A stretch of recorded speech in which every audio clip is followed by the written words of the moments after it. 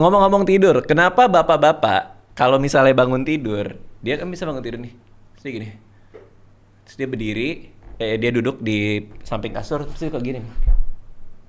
Nah, baru dia beraktivitas. Kenapa?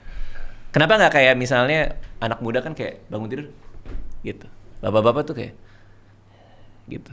Saya dari muda nggak langsung gitu. Oh, nggak? Sama juga.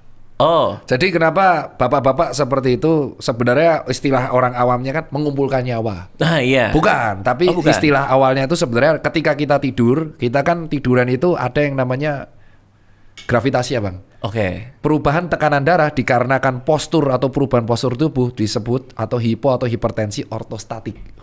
Oke. Jadi kalau kita tiduran, kita langsung beraktivitas, itu bisa blackout.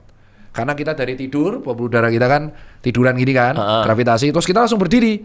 Kan terpengaruh gravitasi Bang. Itu belum sampai ke otak, ya suplai ke otak tidak maksimal. Oke. Sehingga ketika bangun tidur memang betul, paling benar jangan langsung berdiri. Tiduran dulu, stretching, itu supaya stabil, baru berdiri, biar mencegah blackout.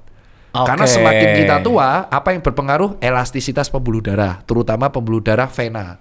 Jadi kalau kita semakin tua, pembuluh darah venanya itu terhambat, kita semakin kendur, beda sama arteri yang dia kuat. Kalau vena itu cuma mengandalkan katup, semakin tua kita tuh peregangan venanya semakin minimal. Oke. Nah kalau misalkan kita bangun tidur pas bapak-bapak, kita langsung tidur, wah jegagi gitu. Heeh. Itu kemungkinan besar antara banyak tagihan, itu beneran. Beneran. Ah, telat deadline dimarahi atasan atau sejawat, Betul. telat. Yang ketiga ya bisa pingsan, blackout.